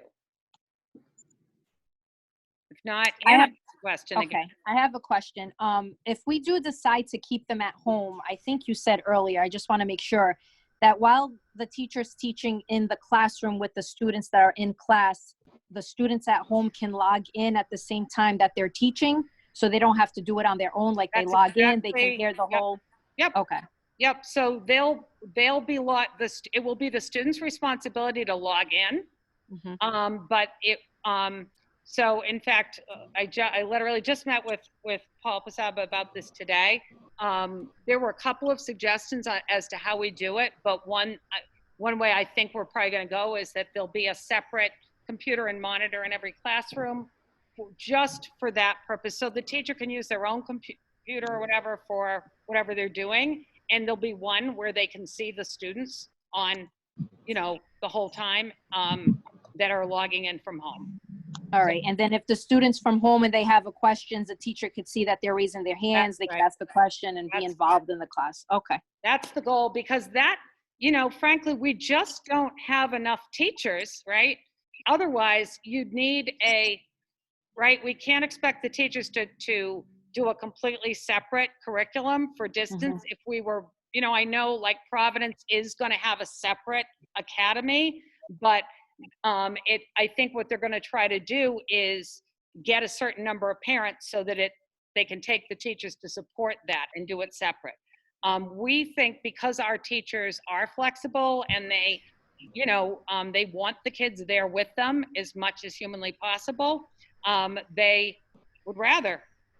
I don't know, Crystal or any other teachers, you want to talk about that? What your vision is? If you have one yet. I can see you, Crystal. There might be other people I could put on the spot, but I can see you. Yeah, I'm not sure what other teachers are here, but I see some parents and students I've taught before, so nice to see you all again. Yeah, certainly there's a lot of things that we still need to work out, but as Carolyn said, we're pretty flexible Can you hear me okay? Not really. Okay. I'm not sure if you heard me. Yeah, you were a little sketchy there, Crystal, but I'll just type it in the chat. yeah, you can type it in the chat and then I could read a little more about what you were saying. And I also see, let's see, okay, these are kind of coming in a little quicker, so I'm just trying to look through to see if I'm not missing things. Anna, in the meantime, do you want to ask your question? Oh, that was my question. I already asked. Oh, okay, thank you. And who else or people? Sonia, I Yes. see your hand. Go. So given what you said about the uncertainty of August 17th, that was supposed to be, but it's not anymore, or maybe earlier or later, what is your plan to communicate what you just said to us directly to the students? When, how, could you give, like, will we be included in that same? Is it a separate message directly to them? How are you envisioning communicating with the students? Well, right, that's a great question. And I think I don't know that, because I spent most of the last few weeks writing this plan and submitting it, and I don't know if I'm going to do a great job telling you all the different ways, but I'll tell you what we've been thinking about so far. One is that, again, we have some student leaders that have been working on certain pieces of it so that they can communicate. But so I think there's certain layers, right? There's different layers. So what might go out, what I'd like to do is within the next week, get something out, just an email. And we've been sending emails to students this summer. I don't know how many of them are tuned into that. So that's something also I'll ask families, can you make sure your kids are checking their email? Because we've been sending out, not like we do in the school year, but we've been sending them a lot of resources and they don't tend to reply back.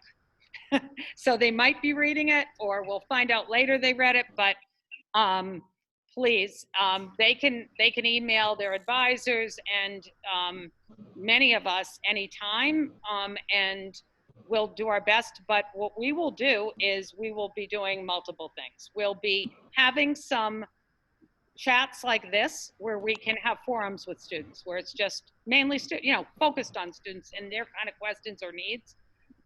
We'll be setting up some of those. We're going to have, as I said, a special meeting just for the rising seniors and their needs. On Thursday, there's going to be some orientation, and it's just a part one, really, an introductory orientation for the incoming new students. And then I think already there's advisors who are reaching out to their students about things and talking to them. We also have some of the different youth leadership groups. So if you have a suggestion or a way that you think we should be reaching out, or if we send an email, CC the parents list, if we send it to all students, we can do that as well. We have it set up in our email system, so we can just send it to students at Blackstone Academy once they have an email. But if we need to do something where we also do the system where every parent gets it, like, here's something we sent to all students, we can work on that as well. And I know Bernice and maybe some other students are on the line. So if you guys have any thoughts about that, speak now or send us a message about that, about ways you'd like us to communicate or how often. I know Diego's saying in the chat that he's like, all he's been doing, a lot of what he's been doing is doing research for us about the changing climate and all the things we're going to need to know for the 12th graders. It's going to be an extremely different year. And Trish is on the line, who's our part-time, very experienced guidance counselor. And she and Diego and I have been meeting about those students' needs, continually, and really trying to stay on top of how things are going to change. Carolyn, if you wanted me to chime in really quick, I did mention in the chat, if you didn't get to see it, that I am available for any conversations around 12th grade college access, After school, I just seen Rachel's question. You know, you want to get together after this or one-on-one, we can schedule a time going forward. And there'll be more formal communication, you know, as the days and weeks go forward, and we'll have more guidance, especially when it comes to after school. You know, we're trying to worry about the, you know, 8 to 2:45 schedule first. But, you know, I can envision a world where we do have some in-person after school. Again, we're going to have to be very mindful of rules and regulations as they come our direction. But in terms of the college access piece, again, I'm more than happy to sit with you guys, get with parents as well. I love to talk to parents about this stuff, get an early chance at conversations to help guide your students through this very challenging process, even now more so with COVID. But once we nail down our junior college night, so we're calling it still, it got canceled last spring. That will be happening. I think Carolyn mentioned we're going to make the decision in the next couple of weeks to get some different times available for the rising. The next couple of days we'll have a date, but it won't Yes. happen for, yeah. But get you guys all of that relevant information and really just get a head start because again, like I mentioned, it is a different animal that we're tackling this spring, this fall when it comes to college applications and what the schools are going to require. There is some opportunities for us to take advantage of, you know, this difficult situation we're going through. So we'll get very strategic and work with you guys individually as we go forward. You know, I also have, somebody asked also about protocols for keeping up with school sanitation. You know, we got a lot of good advice and guidance on that from RIDE, from where they got it from outside sources. So, I mean, I can't go into every piece of what that's going to look like, but we have a team that's all they're working on is, you know, we've been ordering all kinds of supplies and tracking down things that are hard to get. And we will have people in place who that's all they have to do is sanitize areas. And their main job will be making sure that things are clean. I mean, we also, I will say, everybody who works here, nobody was afraid to clean before or like, you know, do a lot of that stuff in between in the classrooms when they see the need. And if you are somebody who has any expertise in that area and you want to give some ideas or say, hey, have you heard of this device? Or you might try to get your hands on that. I'd love to hear it, more about it. We have an outside, it's a pretty big company that services colleges and schools, and he's been helping to advise. We have a CDC recommended list of cleaning products, but we've also looked through them to make sure that they're environmentally, like, and when I say that, I mean even personally environmentally, because you know sometimes too much cleaning product and you're sneezing everywhere, right, too. So really trying to do it in a way that that you're able to. But there's a whole big part of the plan that's all we're worrying about, and that's all we're taking a look at. So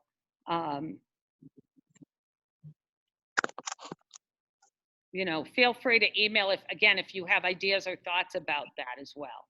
And you know, if you want to be on a committee around some of that stuff, because I didn't say to parents and reach out and say, will you be on this committee? But if I knew that you were somebody who we might have reached out, but we don't always know what people's areas. If you want to, like, hey, I have time and I would like to spend some time reviewing whatever it is that we're doing on this, in this area, that would be terrific. That would be great. So if there's some areas of this that you'd either like to make sure that you review very thoroughly, or you participate, or you're part of the leadership about deciding around it, you are welcome. I know Felicia was on this call, and Felicia's our parent coordinator. If she is on and wants to say anything, Felicia. Maybe not. Diego, can you see if she's on? She might have gotten knocked off. Okay. So for those of you who don't know her or haven't been bothered by her, we are fortunate through a couple of different grants to have Felicia Smith, who is a parent at our school, but is also in the past worked at Blackstone very part-time. It used to be very part-time. She taught classes for health and social emotional learning. That's her area of expertise. But she now is the parent of a student here, and she has, through some grant funds, been able to do a lot more with our parent empowerment and communication. And she is trying her best and always looking for parents who either have time or expertise and can help in any of these areas, or can help us to organize or hear better from our parent and family community. So she might have gotten knocked off, or she might just be on the phone and we can't tell she's on the phone, but she also will be reaching out. Okay. And we would like any of you who are parents of new students, whether it's 9th grade or otherwise, if you're able to stay on the call, that would be great, so we could talk a little more. I'm gonna have Crystal talk a little bit more about what's gonna happen on Thursday. I wanna thank everybody for taking this long to be on this call. And I'm hoping that I look forward to your feedback when we put this plan out, which, you know, and I just want you to remember that the question from RIDE wasn't, what's your ideal way of doing this? It was, within all these different rules and regs, how will you do this? So keep that in mind when you look at it, but also continue to give us feedback, and we'll be formally reaching out to you with, through email, through our alert system, and on our Facebook page to get your continuing support as we modify and develop. And we did not want to tell you we're doing something before we know we're doing it, but it's, and the plan that goes up tonight might look different in 48 hours because I learned from RIDE that something we put in there we can't do or something, I don't know. But we'll try our best to stay consistent and as predictable as possible in unpredictable times. Thank you, Carolyn. Yeah, Thank you. Thank you so much for joining us tonight. And again, stay on the line if you've got a new student coming. Thank you, Kat. Thank you. Thanks so much. Thank you. Night, everybody. Oh, it's too late, Mom. It's too Hi, late. Too late. I didn't get anything. Crystal, you're, okay, we're gonna try and see if you can talk and we can hear you this time or understand you. Sorry. Carolyn, can you hear me okay? Now I can, yes. Thanks. Okay, yeah, I'm sorry. also gonna make sure that, yeah, everyone else should be muted. It says that I'm muted all, but we'll see. I'm gonna mute everyone, Right, yeah. that would and be then you will be able to unmute yourself, okay? helpful. Okay. You gotta unmute now, okay, I'll unmute you. Trying to, there you go. There we go. All right, can you hear me now? Yep. Perfect. All right. So, good evening, parents. Thanks for hanging in there. Let me just introduce myself. My name is Crystal Diaz. I've been at Blackstone for 12 years now, which is wild. It went by that fast. Not only am I an English teacher, but I also will be a 9th grade advisor again this year. And so some of your children may be in my advisory. Some of your children I may actually teach in the classroom as well. So I'm looking forward to that. But I've been tasked with how to connect with new students this year and their families. And so part of my job has been thinking about what we normally would do in the spring with your child to get them acclimated to Blackstone and trying to recreate all that we lost as much as we can. And so we came up with the idea of having this orientation on Thursday, with the idea that, again, the name of the game is being flexible.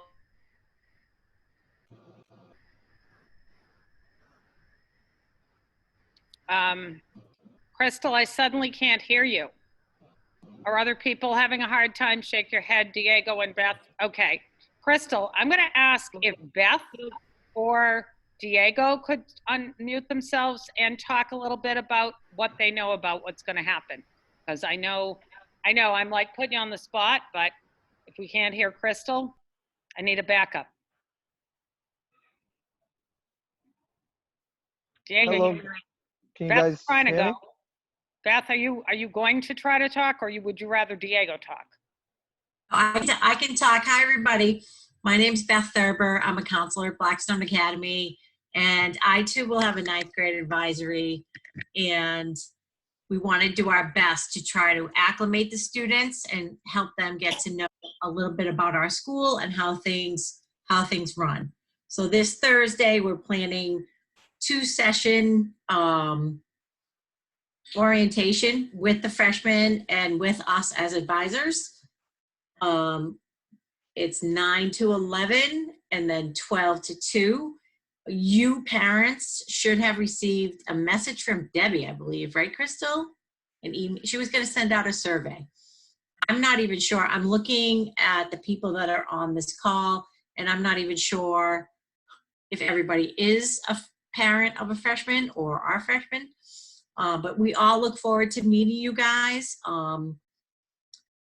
And no, the parents are not going to stay. We're going to give you a brief overview of what Blackstone Academy is, and do some, probably some icebreakers to help us get to know your student, and it's super quick. I'm sure I'm forgetting something here. I just want to add that, first of all, there's going to be a pretty strict and strong set of, hey, you're going to come in the building and here's how you're going to work. And so the students are going to be in there in very small groups with their advisor, very small groups. So each advisory is no more than 12. They're going to be in large classrooms and that are set up for 20 safely or 22 safely. They're going to be with 12 or less. It's unlikely that all the students are going to come. And only half of the ninth grade will be in the building during the shifts. And just remind me again, because I'm not paying enough attention. I think it's 9 to 11 for one group and 1, 2, 3 for the other group. And Debbie Reyes, if she hasn't sent it out yet, you will have in the morning which group your student has been assigned to, so what time. And then there will be people greeting the students as they come. We will have markers so that nobody gets jammed up in a line, so people are 6 feet apart. If they've got a mask, please wear it. If not, we will have them. And we will have folks, really paying attention to the safety of the students and staff members, because we have had one group that's met here with 12 students at a time this summer in a extremely large room with 2 teachers, and it's gone just fine. But this actually will be the first time that we would have,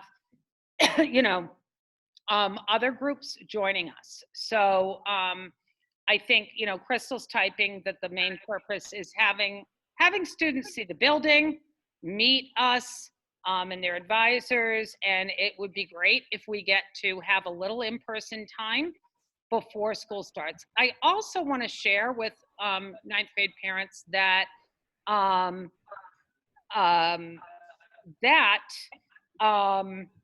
we also really want to make it, if at all possible, during our first week of school, no matter what plan, if there's any plan that allows us to have students in the building, something that I didn't want to share with the whole group, but I'm going to share with you, is that we are going to try to potentially have some additional days in the first week or two where we just have ninth graders, because we feel it's so important that the students get to know us and, just their surroundings and our school culture before they're like really into it deep. So that's something we're kind of playing around with, but it's not fully planned. So I don't want to promise or tell you exactly how it's going to happen, because I don't know. But it's something that we know is a big need, that we're taking a look at. I don't know if you can hear Yeah, me. there's going to be video and virtual parts created for anyone who doesn't attend. So that will be available too. Can you hear me, Carolyn? No, yeah, a little bit. I typed it in the chat, but I guess I just wanted to say the main reason good. behind it is obviously we need to be considering safety, but part of what is so special about Blackstone is that relationship building. And so we're hoping the sooner we can meet your child, the more comfortable they can be with an adult in the building and getting to know the space that they're going to spend some of their time in. And so that's really part of, what we're thinking. Our students have such close connections and relationships with their teachers and the adults in the building that we're really trying to create that and help you and your child feel comfortable before they come. Parents don't need to come in the building. Just drop in and picking them up, and they can be in communication with you by phone.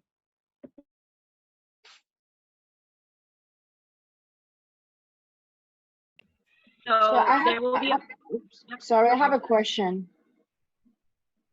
Please. So there was said that there's two sections for Thursday. On that email, does that say like what section our child's gonna be? Okay, I just wanted to make sure if we're gonna like decide, or the email already says the time. Yes, thank you for that question. So Debbie will be, it's separated by advisory, not like alphabetical or anything like that. And so Debbie will let the parents know your child is part of this session, because that's when their new advisor will be there to meet them. And so yes, there's a form when you first like pull up. There will be at least 2 staff members outside with masks, and they're going to do like a screening outside and see, make sure everything is good. And there will also be a permission slip form that you'll just sign saying like, I know what's happening. Here are the safety measures I know that the school is taking. Every adult in the building will have a mask on. At one point, we actually considered a 3-hour session, but we didn't really end up needing that much time. So actually, we brought it down to 2, and that feels a little bit better. So they'll be in the building for a limited amount of time. But there will be a form that you'll need to sign after the screen check, just to make sure they're healthy enough to enter the building. And of course, if you don't feel comfortable with your child coming, or something happens that morning where they're not feeling well enough, we're trying to do everything we can to I'm sorry, I'm reading in the chat as well, to create some visual and virtual recreations of what we're attempting on Thursday, so that no one misses out. But again, if you're comfortable and you're willing, we'd love to have your child come and get to know the building. What I said to a group of adults earlier was just imagine being a freshman in high school and you're starting school for the first time, and you've never been in the building, and you don't know what any of the adults look like, and then all of a sudden you get put in a classroom, whether it's virtual or in person. And so we really want to begin to create those connections with you and your child. I have to call out Anna Sharon, because I know that's one parent who's on, and that means that I'm very happy, because I think your younger child must have gotten off the waiting list, which that's great. And I don't know if Anna or anyone else that might be a returning parent wants to say anything to any of the new families. Just giving you a little opportunity if you do. If you don't, that's fine too. And I also want to say that we normally do a pretty intense ninth grade or new family orientation. I would still like to have something like that for the parents, because I think there's a lot of things about Blackstone you need to know. We have a lot of fun and interesting things, but sometimes quirky things that go on here. And because of all this COVID crazy stuff, you weren't able to learn about them in the way that we normally communicate them. So that's something that we'd like to plan for August as well.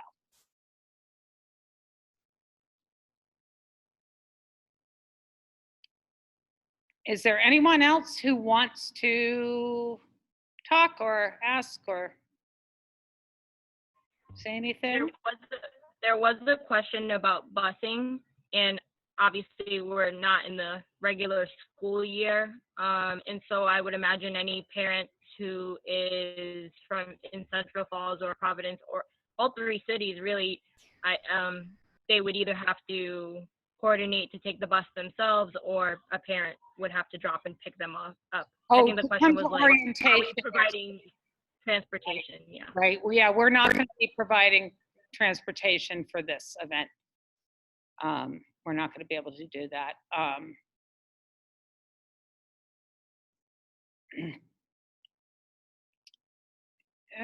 Parents should drop off and pick up either at 11 or 2, depending on your session, right? And I guess I will add the permission form that Debbie will send out will explain like all the safety measures that we're taking, but just so that you know, in between the sessions, before the sessions, the school is always being cleaned, but in between the sessions, we're also cleaning any space that was used. And so that's why there's a time in between.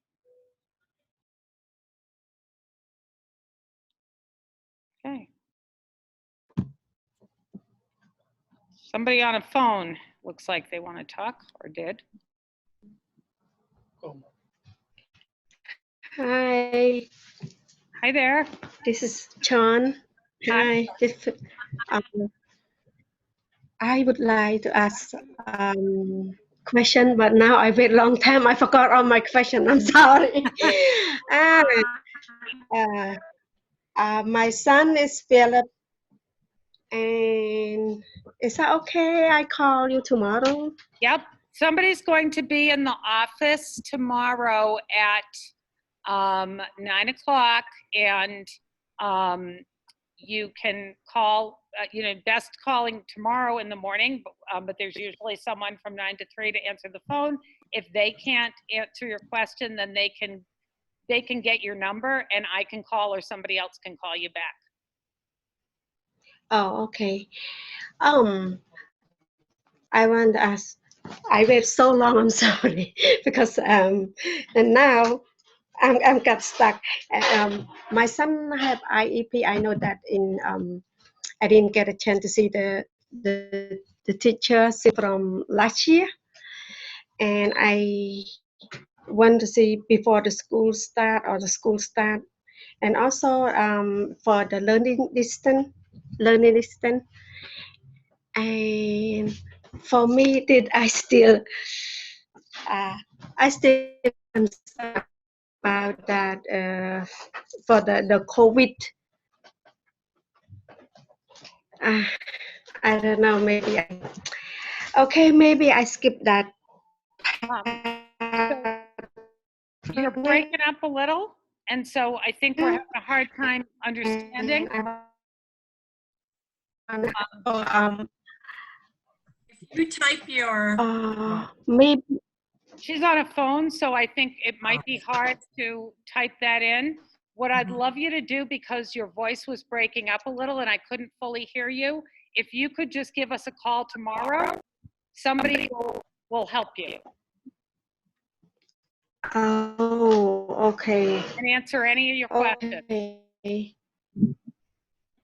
All right. Thanks. Just because we can't hear you well at all. Thank you. Okay. Okay. Thank you. Anybody else? I'm gonna wrap things up because I know people probably planned on ending a little earlier. But again, I would invite any of you to give us a call, send us an email. If you don't reach one person, try another. But we're going nowhere fast, kind of, right? Who's going anywhere? I don't know. I don't know too many people going anywhere. So one of us will be around and we'll talk to you about any of your questions or concerns. I really want to thank you all for coming tonight, and I want to welcome you officially to Blackstone. Yay! Yay! Yay! We're thrilled you're here. Yes, yes. I will just add that Thank you. I typed this in the chat. I typed this in the chat, but we plan, Beth and myself and 5 other teachers are welcoming the freshmen as their new advisor. And so our plan is to also reach out in the month of August, and whether we see you or not on Thursday, and say, hey, like I want you to hear my voice, and eventually, if it's possible, let's do some kind of a Google Meet or a FaceTime, just so that they start to recognize some faces. And the whole goal is to get as much information about your child and whatever their needs are before we start the school year, so that we can have an easier transition. So I thank you all for your time and look forward to meeting your child on Thursday. Yeah, and I mean, if any of you want to, whether your student has an IEP or not, but you know they have some things that you think we should know, that's going to be really important that we talk to you before school starts. And we should be reaching out for you, but if, sometimes paperwork doesn't come in that tells us when a student has an IEP. Sometimes you have to tell it, believe it or not, especially with the kind of communication that, hasn't been able to happen. We have a hard time getting paperwork from other schools right now, or certain schools right now. So you're going to be the best source of our information, at least to start. And that's real important to us. And I am going to say good night and thank you all again for coming and helping me out here. And we will see you soon. Take care. Bye. Bye. Bye, everybody. Have a good night. Pues it is.